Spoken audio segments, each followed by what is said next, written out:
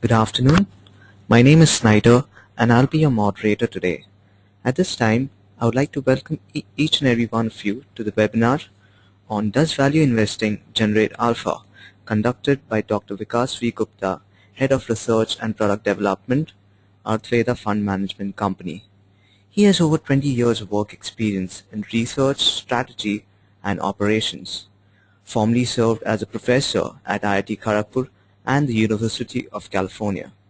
He has a B.Tech from IIT Bombay and has earned a master's and doctorate from Ivy League University, Columbia University, New York. He has co-authored a book on corporate governance as well. In line with his philosophy of value-oriented investment and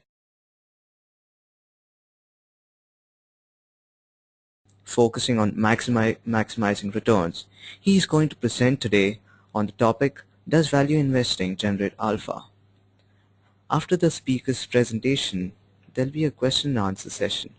We request each and everyone to identify yourself before you ask a question. Dr. Gupta, please go ahead. Over to you. Thank you, Snyder. Welcome, friends. Today we'll discuss a topic on does value investing generate alpha, the academic and empirical evidence.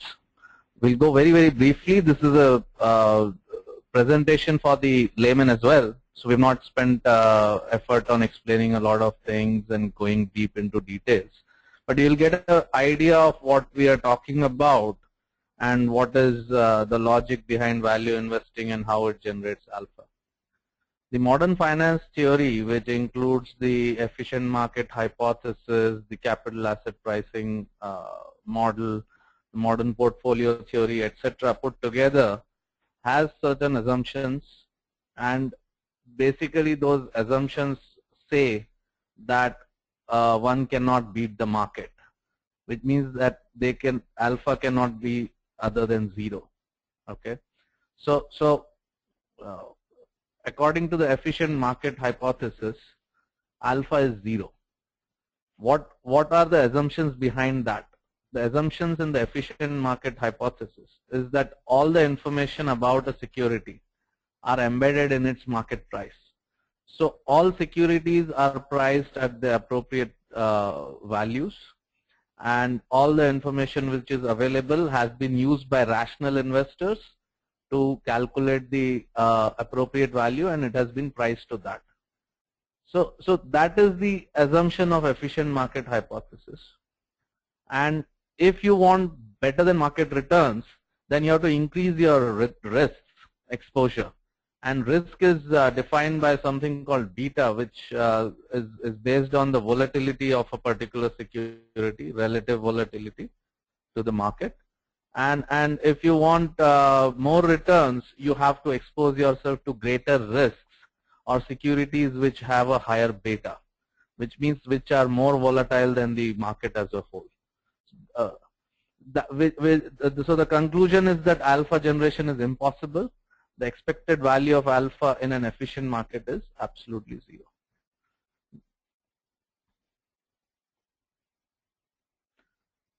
We'll look at the capital asset pricing model.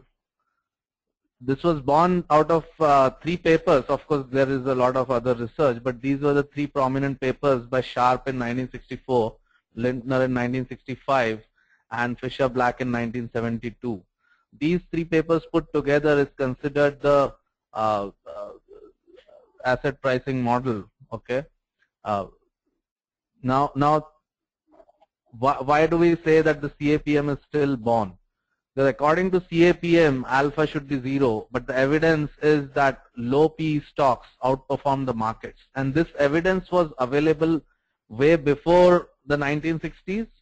There was a lot of research done during the 60s itself while the capital asset pricing model was being developed.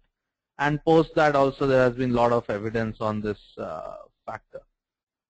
And that's why we are calling it. So while there was a group of people building a model, at the same time there was another set of a number of researchers who are generating evidence which was contrary to this theory. And all of this was being researched, being presented, but a very prominent and authoritative paper by Farmer and French, who themselves were key people in developing the modern financial theory. They themselves went through the evidence in 1992 and came up with the paper, the Farmer and French 1992 paper, which goes through a lot of the previous work done during 70s, 80s, 60s, etc. And it also presents their new findings, and that clearly showed that the low price to earning stocks outperformed the market. Now naturally, according to the CAPM theory, it should have been because whatever gives you high return is obviously risky. So they tested it for beta, and it worked out the risk was actually lower for these stocks. So these were high return and low risk stocks, which was contrary to the theory. And so that is why we question whether CAPM is the appropriate theory in the first place. Okay. Now you look at what is value investing. Value investing, all this research, which has been reviewed in 2011 by Ling and Koo. So it's a very recent paper which reviews most of the major studies of mechanical testing done by various researchers across various international markets, including the US markets. Okay, and the factors are things like low price to book value, low price to cash flow, low price to earnings, low price to sales, dividend yields, high dividend yields, etc.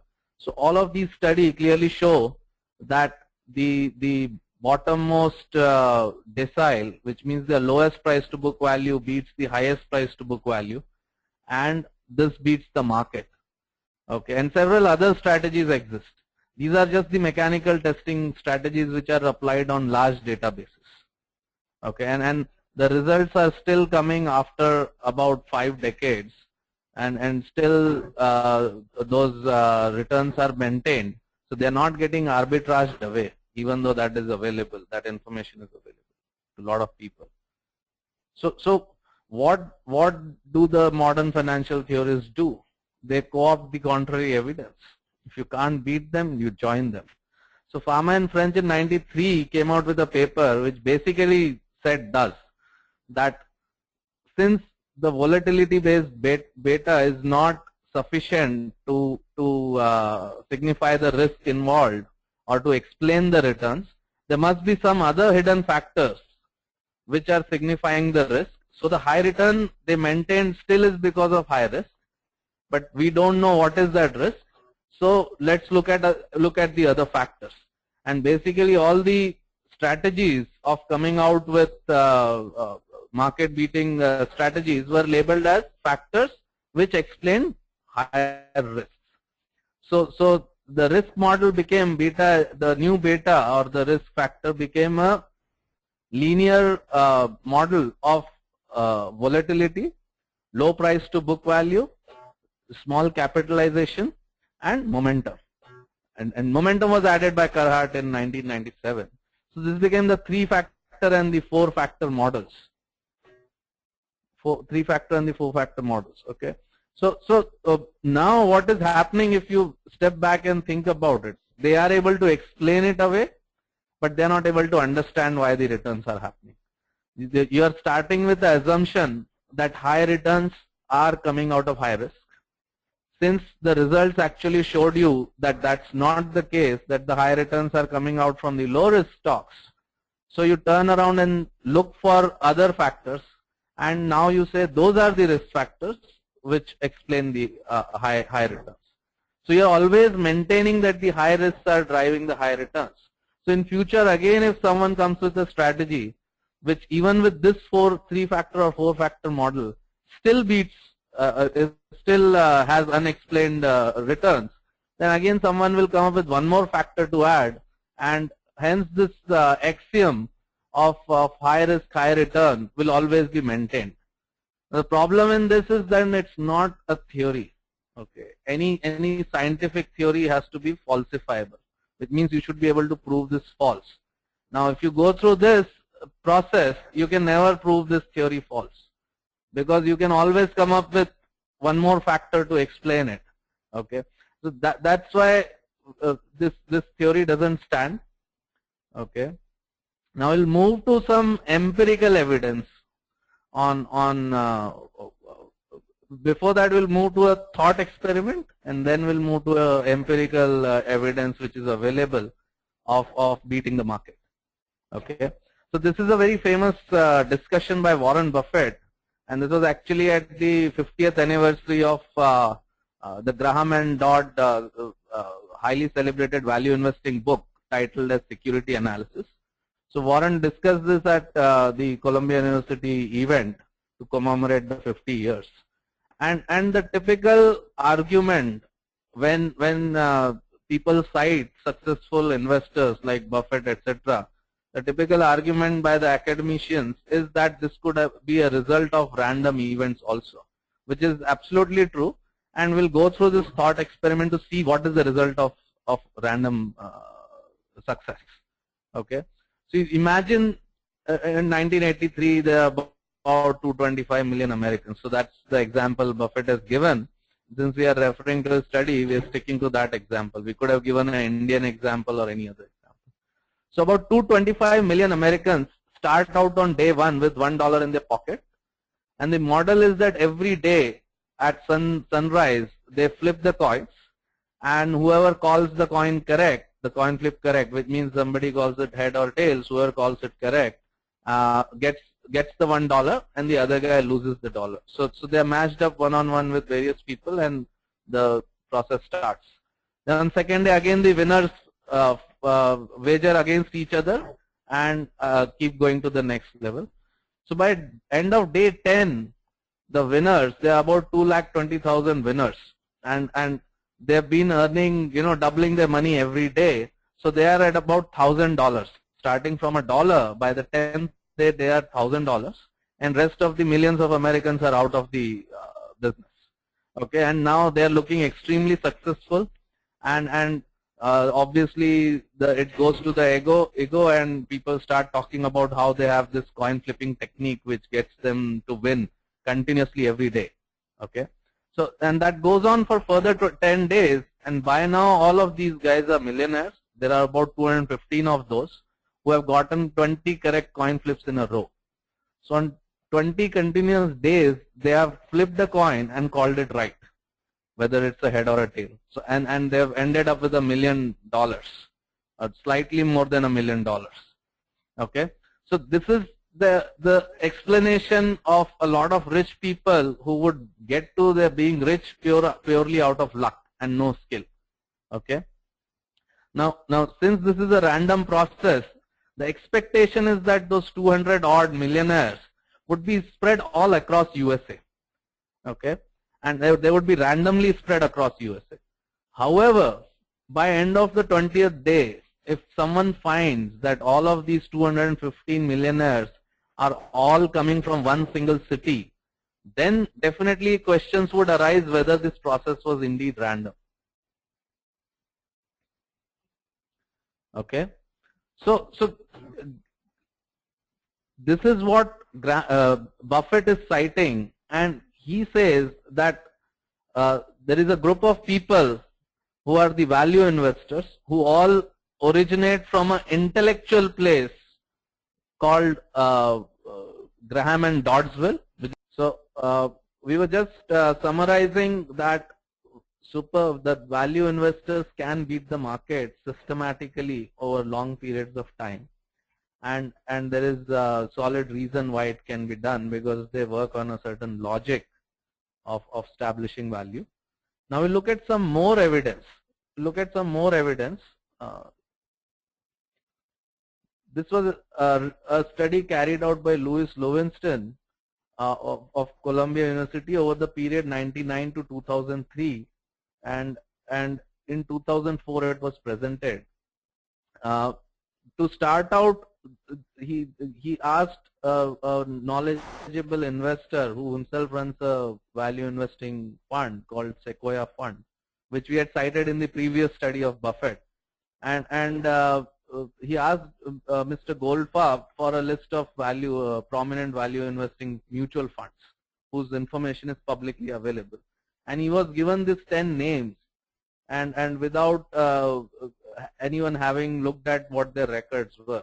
It was just the process they followed, and that's how they were chosen. Now, at the end of the 1999-2003 period, we see that the S&P 500 over that 5-year period has delivered a negative 0.6% return. While these funds have returned anywhere from positive 2.7 to as high as a 17% returns. So that's, and with most of them ranging in 10 to 15% returns. So we see that these are able to beat the market by more than 10%, okay, and consistently. So there is a difference between value investors and others. It's not a random result. It is a systematic process. This study was carried out again and again 2 or 3 times, and always it has given consistent results like this.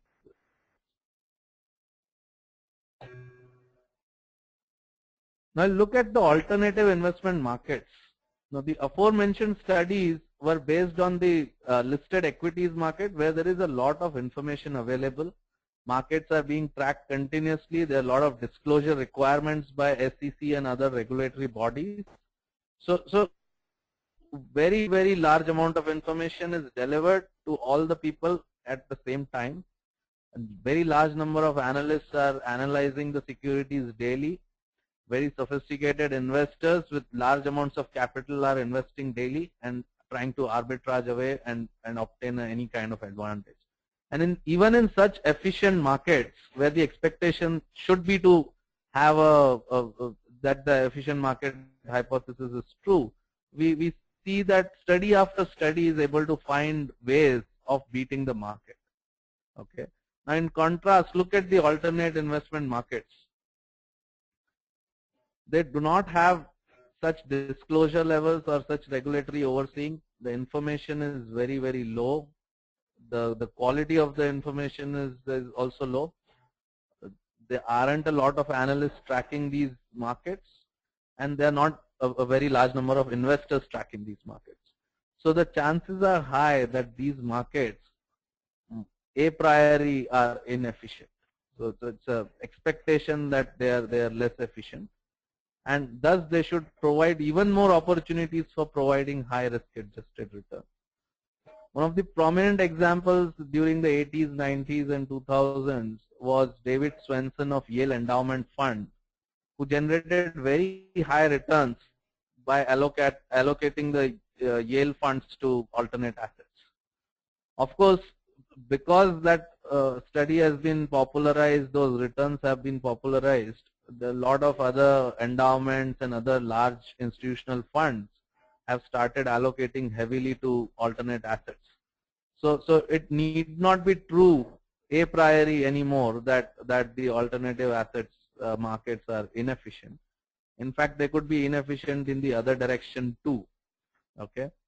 So, however, if you ask across alternative investment markets across the globe, the chances are still high that the value investing principles should be able to uncover pockets of inefficiency, which should provide high risk adjusted returns to the savvy risk averse value investor.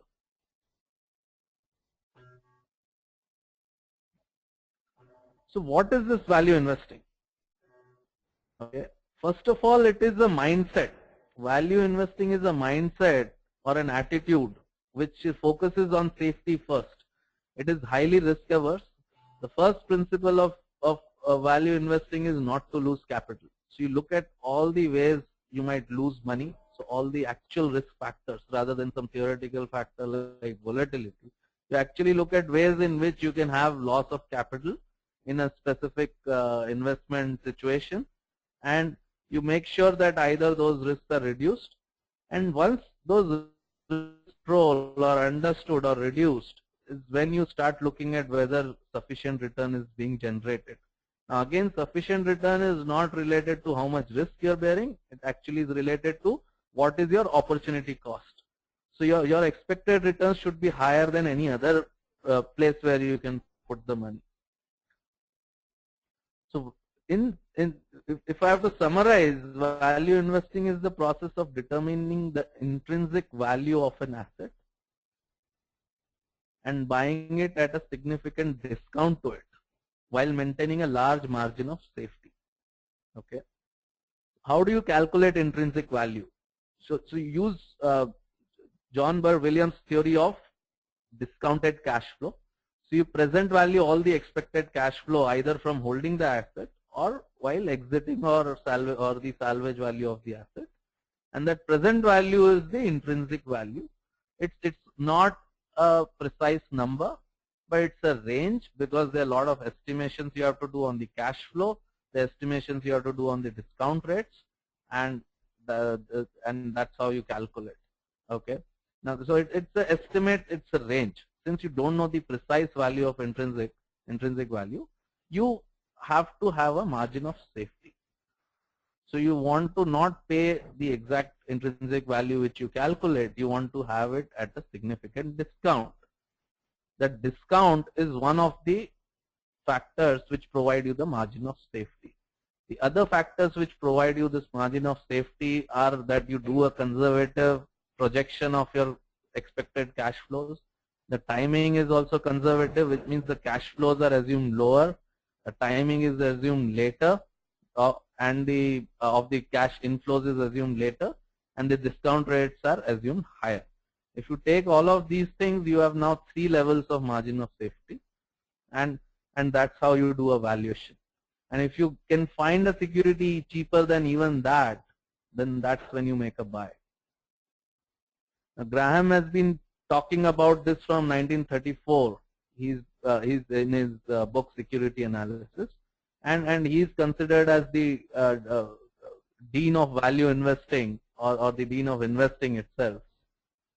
However, this is a very basic concept which all prudent businessmen know or all prudent investors know and intuitively carry it out, that you should pay less than the value of an asset to buy it, and you should sell it at when there is a buyer available for higher than the. That's what a rational investor is. Okay.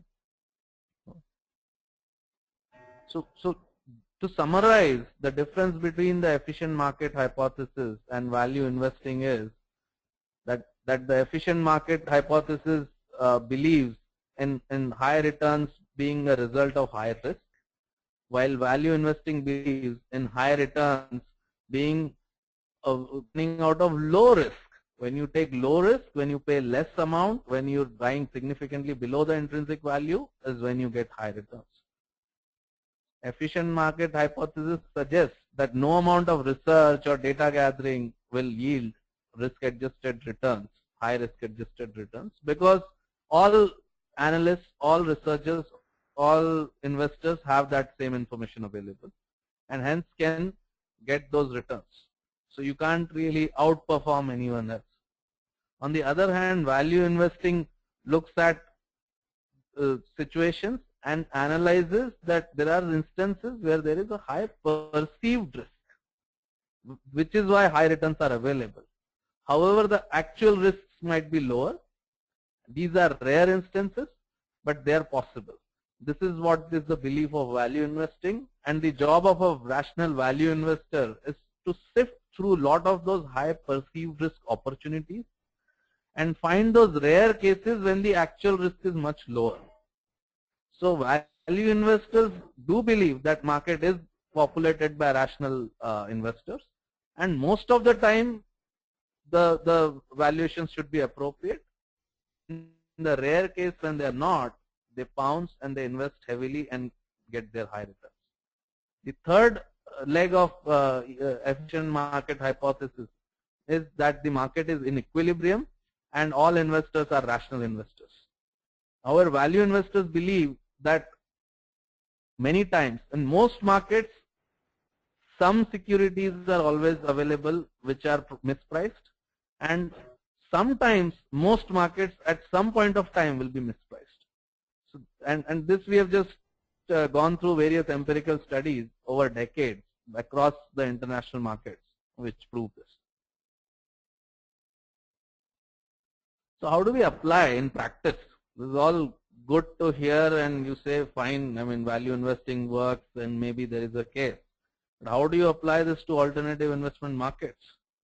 How do you look for low price to book and low price to equity, low price to earnings? And so it's not just that, there's much more to it. However, the principle was that it is possible to have high returns while maintaining low risk.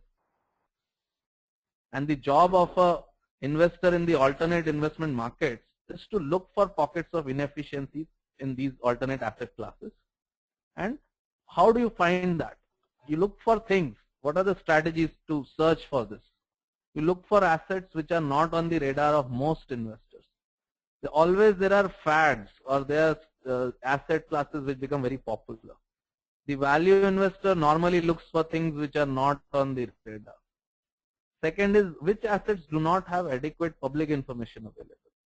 There are securities or asset classes or markets where information is less known.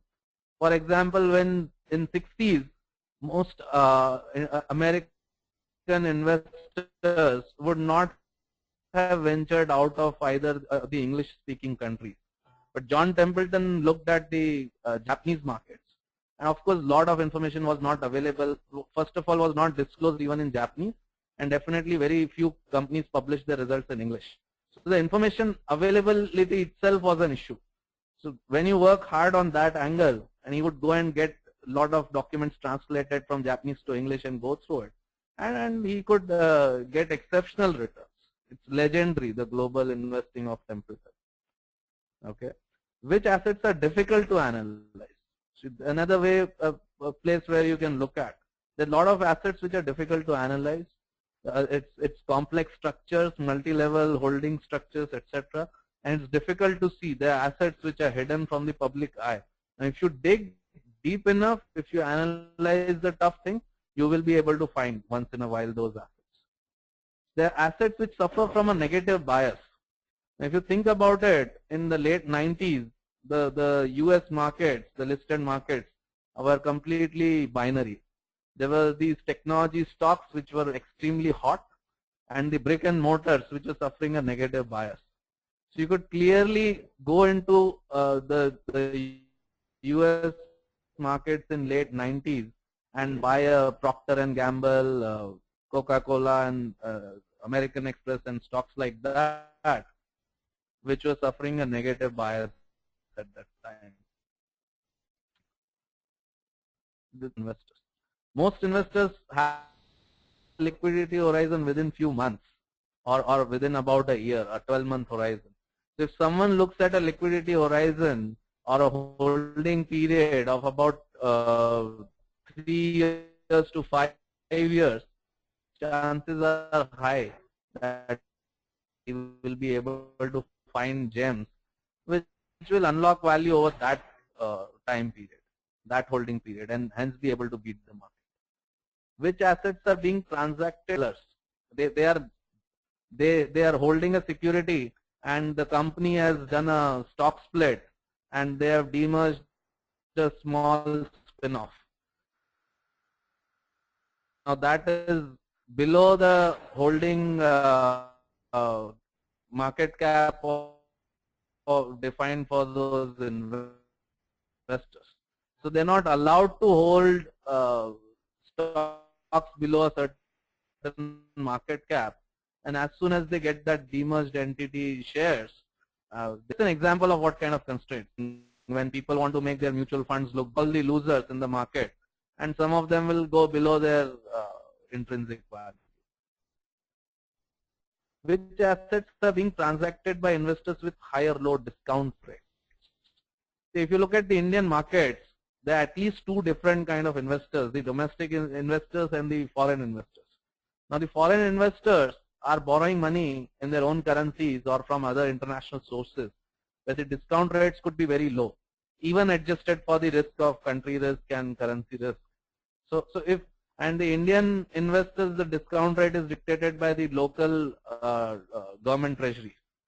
Okay, so if there is that kind of a difference, then you can arbitrage on that and make money safely. So the idea is to understand those perceived risks. Okay, so market perceived high risk is what results in the high returns. A deep study of the risk factors will give you an insight into why those, what are those specific risks, and then you apply your mind to whether your team and yourself can manage those risks, whether you can eliminate, if not mitigate, if not manage those risks or isolate those risks. If that is possible in some instances, that is when you have got your alpha opportunity. Okay. That's about it. These are some of the references which we have used, which these studies are we are citing. Now we'd like to listen from you and have your feedback or questions. Thank you. Thank you, Dr. Gupta, for that excellent presentation. Thank you for taking us through the alpha, the value investing, and the alternate asset class systematically, thereby merging the three with proven data and various examples. Ladies and gentlemen, we can take our question and answer right now. Please mention your name and the organization you represent before asking your question. There is a question which says, which class of assets are easy to analyze?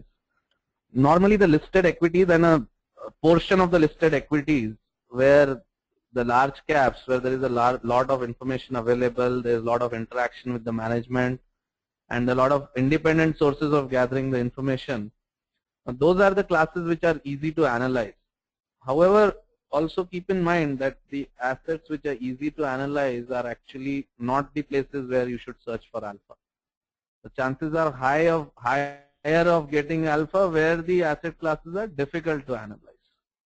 Where it's easy, a lot of other people will also be able to analyze and arbitrage away any advantage one has.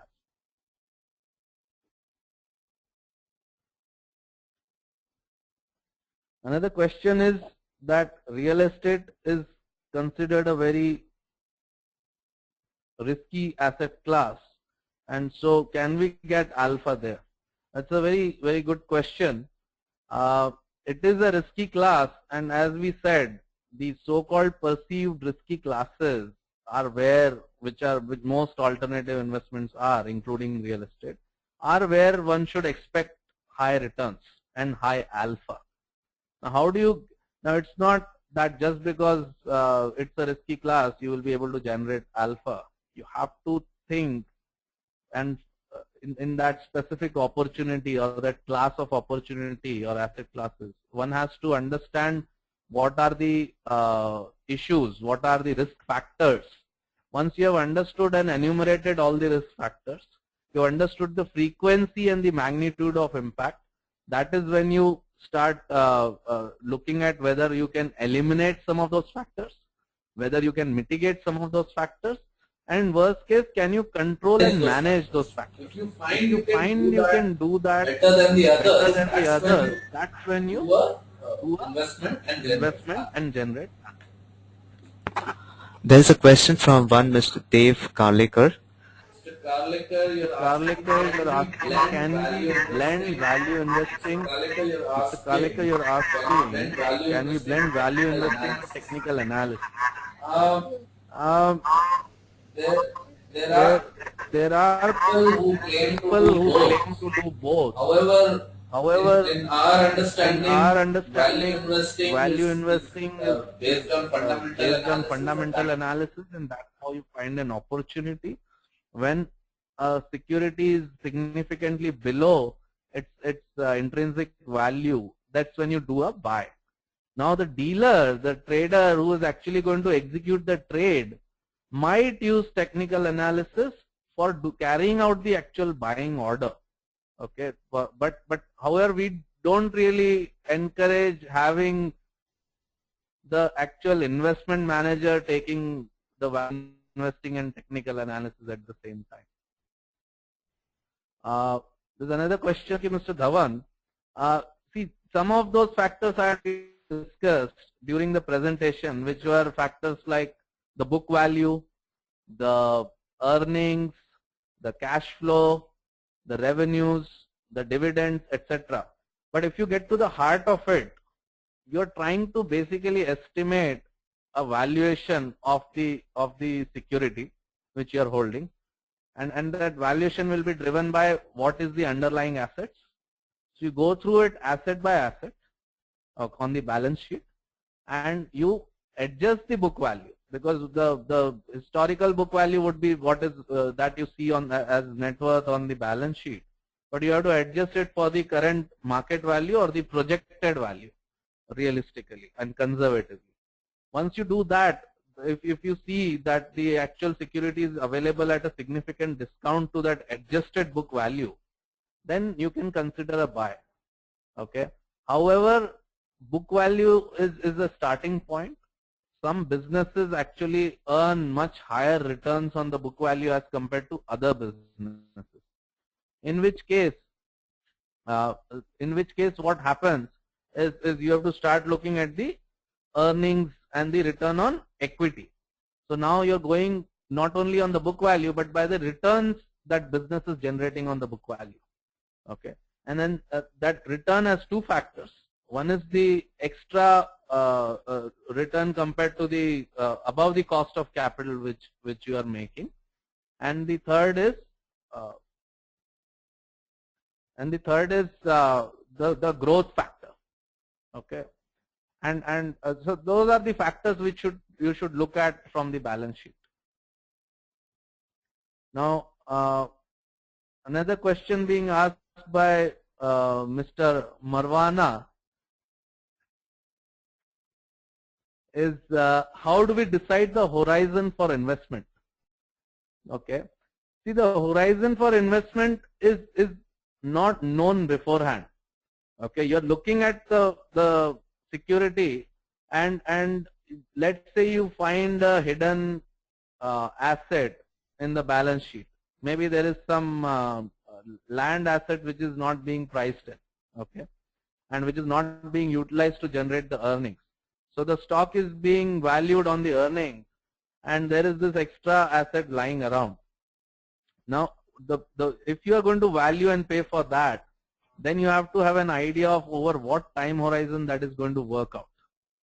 Okay, and that's when we have to do various conservative estimates. You should see whether management is planning on doing something with those assets, those unused or non-performing assets. If management is giving a clear view and there is a time horizon, you factor in a little bit of more buffer factor of 20-30% more, and you try to hold that horizon.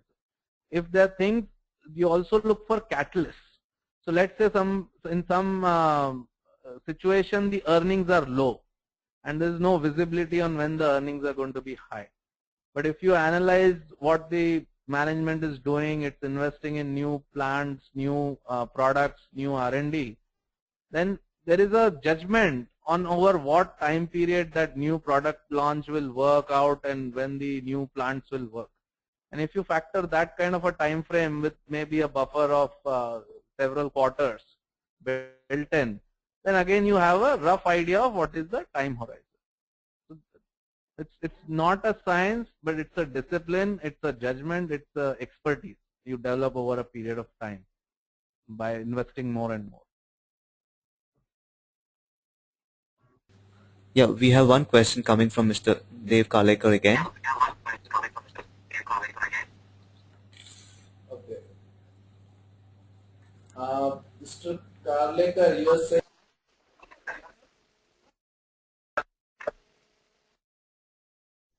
Valuation of an equity are market cap. Mr. Kalekar, you are saying that some of the factors in your understanding which go into valuing an equity are market cap, book value, EPS, price to book, price to earnings, dividend yield. Okay. Yes. See, it's while these are factors which you have stated, market cap is the result. Okay. Market cap is not the factor which goes into valuing a security. Market cap is the result of the investors valuing a security and then pricing it. Okay. So book value, true. Book value, yes. Okay, in the sense that you're saying fine, large caps. Okay, in that sense you can look at market cap. Very, very tiny companies you might not want to look at. So to that extent, yes, market cap is just a screening variable. Book value is relevant, but again, historical book value is of a limited value. Again used as a screening factor. But the adjusted book value, you have to adjust the balance sheet to the current market value which you expect. Okay. Yes, earnings per share, true. However, even better is cash flow because earnings are managed most of the time. Price to book is a factor, yes. Again as a screening factor. Price to earning again as a screening factor. And dividend yield is important but not so important. What you want to really see is what is the business, the return on the business. So either the return on capital of what that business is. That is the primary factor if you want to look at a high quality company. Okay. If you look at return on capital and that is high, then that company enjoys some competitive advantage. And if relative to that advantage it is priced low, which you will find out doing some kind of a DCF.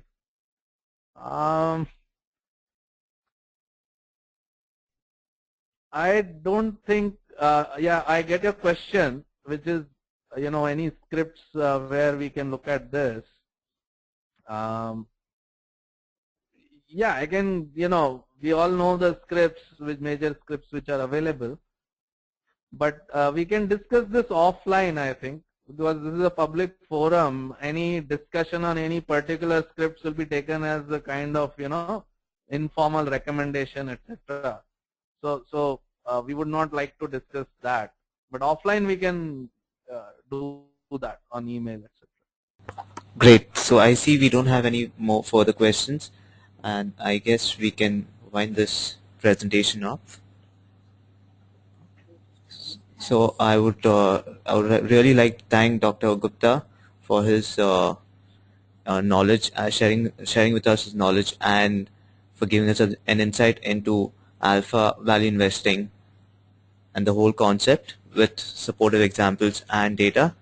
I would like to thank one and all for participating and attending this event and being a part of this presentation. Do join us for the next event, which is going to be held shortly. Thank you once again.